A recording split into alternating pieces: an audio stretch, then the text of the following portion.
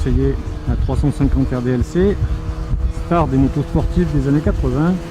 Petite révolution en soi, puisque c'était le deux temps qui revenait en force, et cette moto était inspirée des 250 et 350 TZ de compétition qui ont fait la réputation de Yamaha dans les Grands Prix des années 70. La bombe à eau, c'était le titre de la publicité de Yamaha lorsqu'elle est sortie, puisque le moteur à refroidissement liquide était une forme de grand modernisme à cette époque-là.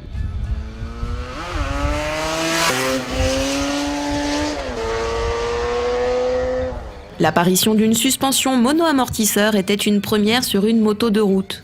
Elle aussi reprenait à l'identique celle des machines de Grand Prix de Yamaha. Enfin, côté style, la RDLC créa une rupture majeure en arborant une majorité de pièces noires mat, du moteur aux échappements, à l'heure où le chrome était encore roi. Yamaha frappait un grand coup avec cette moto que l'on imaginait ultra performante dès le premier regard. Un engin échappé des circuits. Son nom de code, RDLC, est l'abréviation de Race Develop Liquid Cooled. Le sigle RD étant l'abréviation classique des bicylindres 2 temps routiers de Yamaha. Légère avec seulement 143 kg à sec, la RDLC allait forger sa réputation de machine indomptable avec un moteur exigeant et très performant. Une petite moto, un moteur extrêmement vif, une machine très agile, avec des pneus que l'on trouve très fins aujourd'hui mais qui ne choquaient pas à l'époque, avec son gabarit très fin. La 350 se manipule avec une grande facilité. Le mono-amortisseur cantilever d'ailleurs est une première en grande série sur la route, puisque c'est une suspension qui vient du motocross. Elle occasionne certes des changements d'assiette importants, surtout lorsque le moteur passe voilà, comme maintenant, les 6000 tours et que l'on rentre dans la zone de puissance.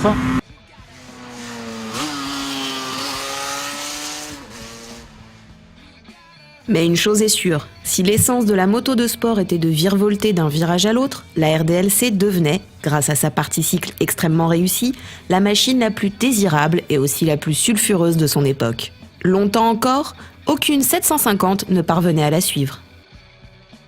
Grâce au refroidissement liquide, elle allait se démontrer fiable, démarrer en un clin d'œil et son entretien plutôt réduit pour peu qu'on évite de bidouiller un bicylindre déjà ultra performant.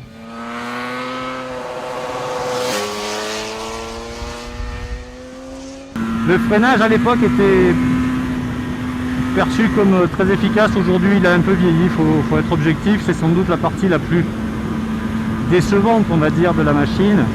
Le tambour est en plus difficile à utiliser, à doser, parce qu'avec la suspension à grand débattement du cantilever, eh bien, cela allège l'arrière de la moto et il est assez facile de bloquer la roue avec le transfert de masse. La fourche plonge beaucoup au freinage. C'est une moto qui est réglée souple et pour cause, puisque c'est une moto qui est légère, donc pas la peine de bloquer les suspensions.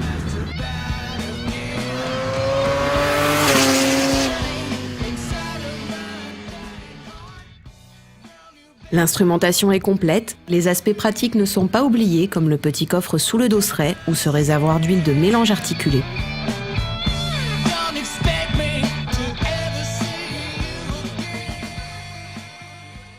Le double disque répond pleinement, présent au point que certains le trouvent trop mordant à l'époque.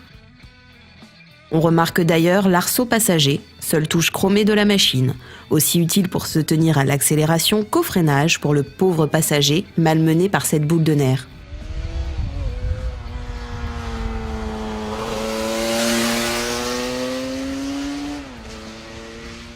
La boîte est hyper précise, extrêmement bien étagée, avec un passage 4, 5 et surtout 5-6 où l'on perd pratiquement pas de régime moteur. On doit perdre 500 tours, l'idéal pour rester vraiment dans la zone où le moteur pousse le plus fort. Et c'est une moto de course, le son, les sensations, la précision, tout y est. Un jouet extrêmement efficace qui a fait les beaux jours de la coupe Yamaha gauloise et révélé de très grands pilotes français.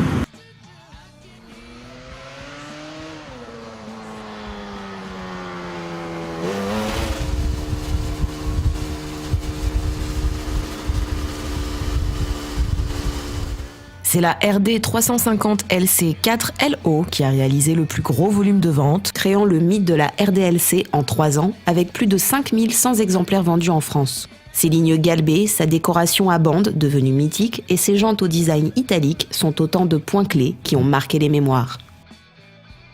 Mais ceux qui l'ont conduite l'ont soit adorée pour son potentiel exceptionnel, soit détestée pour son caractère impétueux et exigeant. Finalement, c'est comme cela qu'on marque son époque.